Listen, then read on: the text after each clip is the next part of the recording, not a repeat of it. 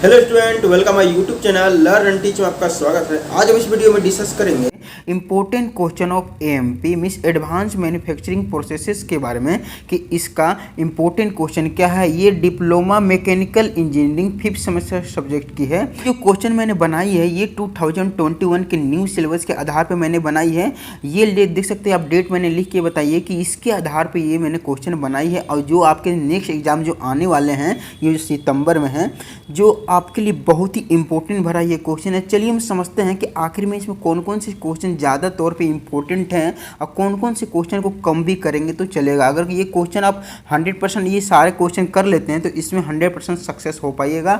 ये baker student और जो फ्रेशर स्टूडेंट दोनों के लिए क्वेश्चन बहुत ही महत्वपूर्ण है। देखिए सबसे पहले क्या है कि मैंने दो टाइप बताई है, पहला तो शॉर्ट नोट्स बताइए और दूसरी क्वेश्चन आंसर बताइए। ठीक है, चलिए आप समझते हैं कि फर्स्ट क्वेश्चन जो दी हुई है कि कितनी बड़ी इंपॉर्टेंट है। जो फर्स्ट क्वेश्चन है आपको इसमें दो टाइप से क्वेश्चन पूछ सकते हैं।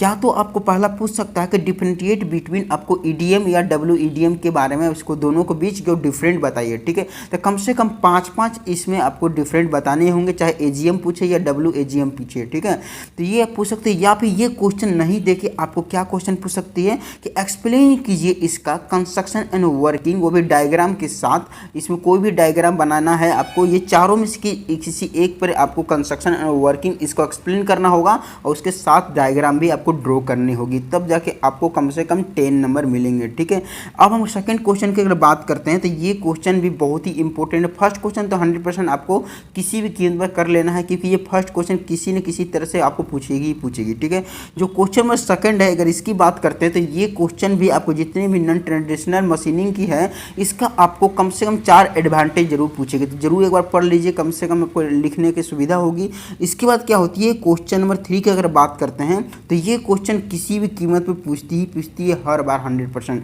ये वीवीआई क्वेश्चन है और फर्स्ट नंबर भी वीवीआई क्वेश्चन है। ठीक है, तो ये क्वेश्चन बहुत ही ईजी है। अगर आप इसका डायग्राम बनाते हैं तो उसी के आधार पर कंस्ट्रक्शन एंड वर्किंग लिख पाइएगा और इसमें स्केच भी ड्रॉ करनी होती है। और आपका जो लेजर बीम जो मशीनिंग होती है, जैसे कि लेजर है तो उसका आपको स्टैंड भी लिखना होगा कि लेजर का फुल फॉर्म क्या होता है। ठीक है, उसके बाद साथ साथ आपको एप्लीकेशन भी 1-2 लिखने होंगे। उसके बाद इसके लिमिटेशन भी इसके पूछती है तो 1-2 इसके लिमिटेशन भी लिखने होंगे।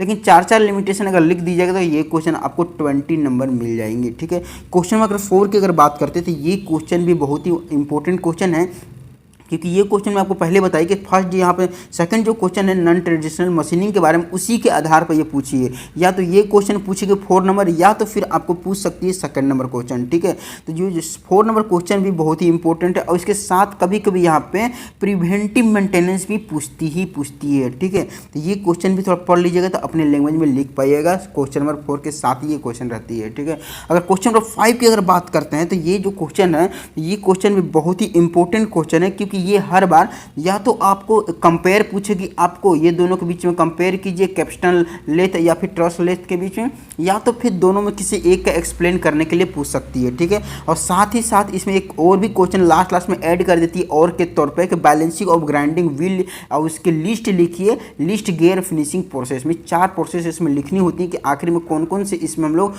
गियर को किस तरह से फिनिशिंग करते हैं। ठीक है, क्वेश्चन नंबर 6 की अगर बात करते हैं तो ये जो क्वेश्चन है ये भी क्वेश्चन बहुत ही इंपॉर्टेंट है, क्योंकि हर बार सीएनसी मशीनिंग की कॉन्सेप्ट के बारे में आपको पूछेगी या फिर इसका एडवांटेज और एप्लीकेशन पूछती है। ठीक है, तो ये सीएनसी जितनी मशीनिंग है उसको थोड़ा सा जरूर समझ लीजिए, उसका कॉन्सेप्ट को आखिर में है क्या वो।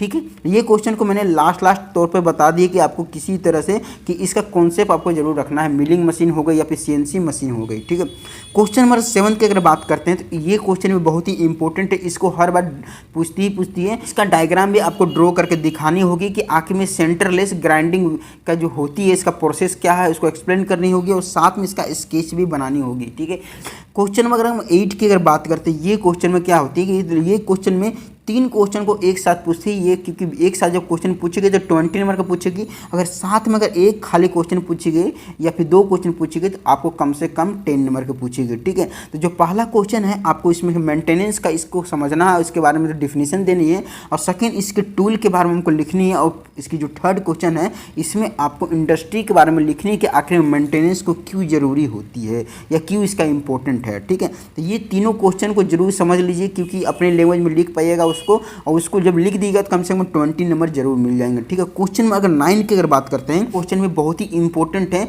इसमें भी आपको जी कोड एम कोड पूछ सकती है। तो मैंने यहाँ पे दो यहाँ पे आपको बताया कि किस तरह से आप इसकी सिग्निफिकेंस लिख सकते हैं और इसके कोड यहाँ पे लिखनी रहती है। ठीक है, इसमें अगर थोड़ा सा टाइम है तो आप उसको और भी ज़्यादा पढ़ लीजिए। ऐसे मैं 4 लिख के बताऊँ, इसमें से एक ना एक जरूर पूछ देती है, तो कम से कम आप इसमें 1-2 नंबर जरूर ले आइएगा। ठीक है, क्वेश्चन में अगर हम 10 की बात करते हैं तो ये क्वेश्चन आपको 100% पढ़ लेनी है। इसकी कॉन्सेप्ट आपको याद रखनी है। पढ़नी क्या है, आपको इसको कॉन्सेप्ट रख लीजिएगा, तो किसी भी तरह से आपको सीएनसी मीनिंग मशीन के बारे में पूछ देगी तो आप उसको कॉन्सेप्ट से अपने लिख पाइएगा। ठीक है, चाहे सीएनसी पार्ट प्रोग्रामिंग फंक्शन हो गया, इसका प्रोग्रामिंग पूछेगी, इसका फंक्शन पूछेगी, तो ये क्वेश्चन पे आपको कॉन्सेप्ट रखना है। ठीक है, अगर नहीं भी करते हैं तो बाकी इधर क्वेश्चन कर लीजिएगा, 100% पास हो जाएगा। अगर आपको ज़्यादा नंबर लानी है, कम से कम 80 से 90 नंबर लानी है, तो ये सारे क्वेश्चन आपको कम से कम करनी ही करनी होगी। ठीक, अब हम डिस्कशन करते हैं शॉर्ट नोट्स में। शॉर्ट नोट्स में क्या है, मैंने यहाँ पर 10 शॉर्ट नोट्स बताई हैं जो बहुत ही इंपॉर्टेंट है, किसी भी हाल में आपको करनी ही करनी है।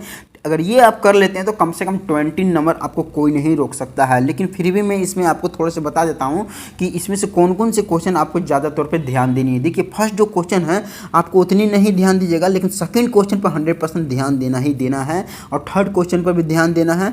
उसके बाद अगर हम बात करते हैं तो इसकी आगे की ओर क्वेश्चन नंबर 8 में बहुत ध्यान देना है, और जस्ट इसके यहाँ पर 6 और 7 में भी थोड़ा थोड़ा ध्यान दे देना है। ठीक है, सर्वो कंट्रोल सिस्टम कभी कभी पूछ देती है, अब सब रूटिंग भी पूछती है कभी कभी। ठीक है, अब क्या होती है, क्वेश्चन नंबर 9 और 10 की अगर बात करते हैं तो इसको आपको कम से कम कॉन्सेप्ट रखना है कि ऑटोमेशन क्या है, इसकी नीड ऑटोमेशन की क्या होती है। ठीक है, अगर लास्ट के क्वेश्चन बात करते हैं 10 नंबर में, यहाँ पर 2 क्वेश्चन आते हैं। पहला तो आपको एसपीएम के यहाँ पर फुल फॉर्म पूछ सकती है, या फिर इसका डिफिनेशन पूछ सकती है, या फिर इसको थोड़ी सी आपको लिखनी होगी। ठीक है, अब क्या होती है, लास्ट में जो वॉचिंग प्रोसेस जो होती है उसका एडवांटेज और डिसएडवांटेज भी पूछती है, या फिर उसका कॉन्सेप्ट मीन्स उसका डिफिनेशन भी पूछ सकती है। ठीक है, तो अगर 10 और 9 को अगर ध्यान दे देते हैं तो आपको इसमें क्या, ये क्वेश्चन को कभी कभी आपको क्वेश्चन में भी पूछ सकती है, ऐसा जरूरी नहीं है कोई शॉर्ट नोट्स में ही पूछेगी। ठीक है, तो ये सारे क्वेश्चन आप बहुत ही इंपॉर्टेंट है, मैंने जो वीवीआई किए हैं वो भी क्वेश्चन बहुत ही इंपॉर्टेंट है। जो बैकर स्टूडेंट है अगर थोड़ा थोड़ा पढ़ लीजिएगा तो 100% आप जरूर पास हो जाएगा। जो क्वेश्चन पर मैंने गोल गोल करके बताइए, मीन्स एक तरह का वीवीआई करके बताइए। ठीक है, तो चलिए स्टूडेंट, मुझे आशा है कि आपको बढ़िया तरीके से समझ में आ चुका होगा, और जो नेक्स्ट एग्जाम आने वाले हैं 21 सितंबर 2019 में, तो आप उसमें अच्छा तरह से एग्जाम दे पाइएगा। और मेरी तरफ से आपको ऑल दी बेस्ट। वीडियो देखने का थैंक यू। चैनल में नए आए हुए हैं तो चैनल को जरूर कर लीजिए सब्सक्राइब।